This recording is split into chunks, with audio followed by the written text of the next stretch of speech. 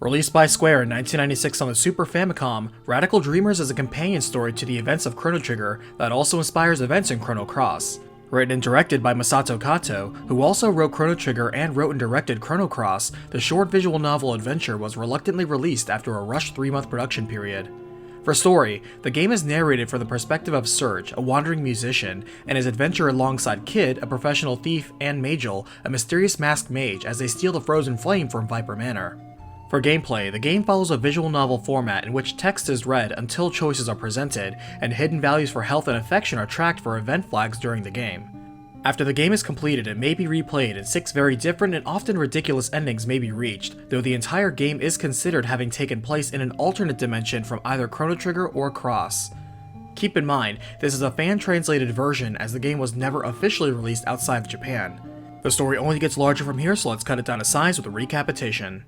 As the game begins, Surge, alongside companions Kid and Mage, are preparing to sneak into Viper Manor, as Surge reflects how he met Kid 3 years ago while drifting as a musician, and they've traveled together ever since. For his experience, she is a smart, strong, and competent thief with many good points who views herself as a Robin Hood, but he has seen her hold a very sharp tongue, have a tendency to be dishonest, be unwilling to listen to others, and is driven by greed for wealth. Even so, he still admires her, as he then thinks about Magel, known as Magel of the Shadows, who has known Kid longer than Surge, is much older than either of them, and is a very skilled mage. Unfortunately, Surge knows almost nothing else about him, and has not seen his true face under the mask he always wears.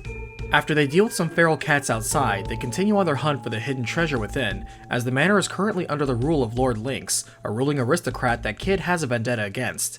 Their score is Lynx's prized possession, a scarlet jewel called the Frozen Flame, rumored to hold some mystical power, and many have died trying to steal it from Lynx.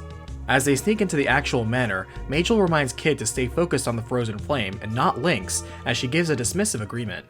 Eventually, they find a curious old lady familiar with Kid's exploits for trying to raid the manor a few years ago, as revenge for Lynx killing her caretaker, though she obviously failed and was captured before soon being rescued by Magel. The old woman warns her not to keep tempting fate, as she can only beat Lynx after giving up her most valued possession, but then simply takes her leave without explaining more. They escape from a trap that almost turns them into sandwiches, and learn such a fate was for many of the Acacia Dragoons, a once elite fighting force under General Viper that was defeated 10 years ago by Lord Lynx. Though curiously, Lynx would adopt General Viper's daughter Riddell himself. They eventually unlock the treasure vault and discover the Frozen Flame within, only to find it's a fake and this was all a trap. Fending off the elite security goblins that investigate an attack, they continue their search with a new key as a clue, working past the pool of piranha and enchanted stone faces in their way. In the catacombs of the manor, they find a strange old man in a cell lamenting the fate of the Dragoons and General Viper, and Magel takes a sudden interest in learning more about the man. Seeking out Riddell, who is also in the manor, they find she means them no harm, and when asked about the Frozen Flame and the Dragoons, she cooperates. She shares that the Frozen Flame was originally kept in a kingdom to the north for centuries, though was seized during the downfall of the kingdom and eventually passed hands until it came under possession of her father, General Viper.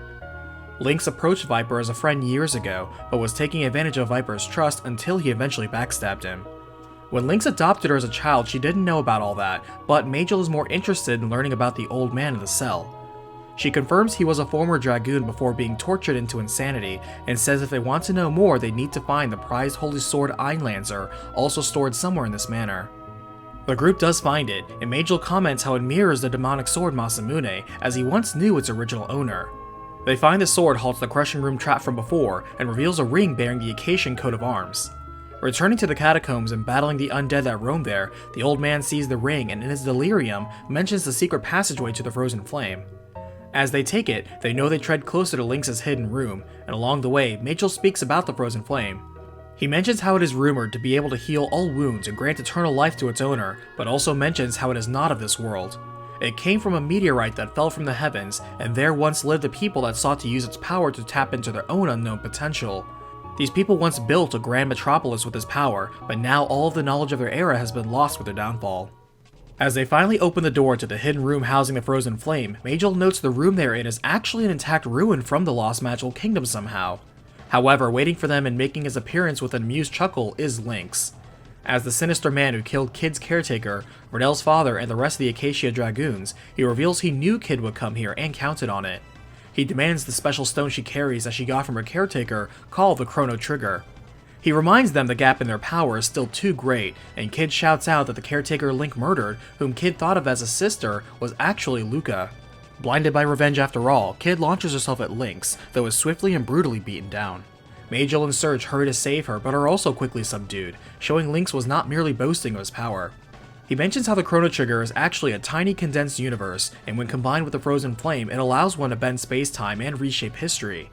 As Lynx encroaches on them to finish them off, a brilliant light now bursts out of both the Frozen Flame and the Chrono Trigger on Kid. Time seems to freeze in place as a voice from beyond now speaks and tells a tale of a kingdom that collapsed unto itself due to a single girl, and many of its inhabitants were swallowed by a temporal vortex never to be seen again. The girl, seeking to escape from both her past and future, wanted to also be lost to the vortex of time, but instead the stone she held scattered her memories, forced her to live and be reborn into this era. After this, the Chrono Trigger shatters and warps the space around them, though in the darkness they hear a voice begging them to stop the dark energy. Surge now finds himself cast outside of time, seeing infinite versions of himself and others in all points of their life, all at the same time.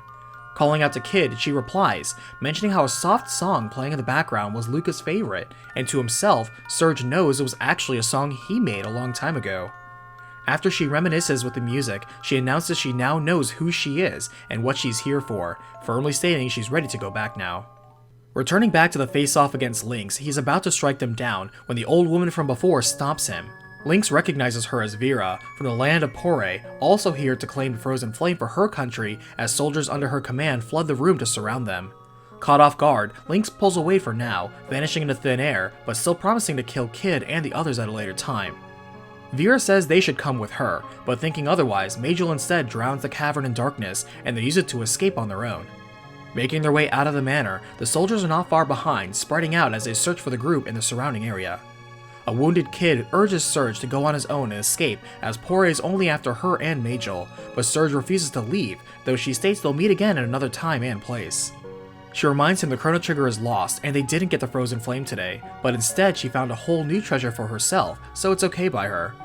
She also mentions how she now knows events around this are bigger than just Lynx or even the Frozen Flame, and so turns on her own and walks away into the night, telling Surge not to follow her this time. Majel agrees, blocking Surge from following them, as he also melts into the darkness to follow Kid.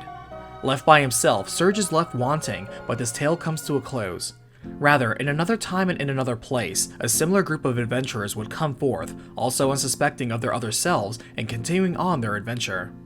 As the game ends, a young boy named Surge closes the book on a tale from his grandfather, while his friend, an energetic young blonde girl, tells him she's found a ruin of a mansion in the woods and wants to explore with him.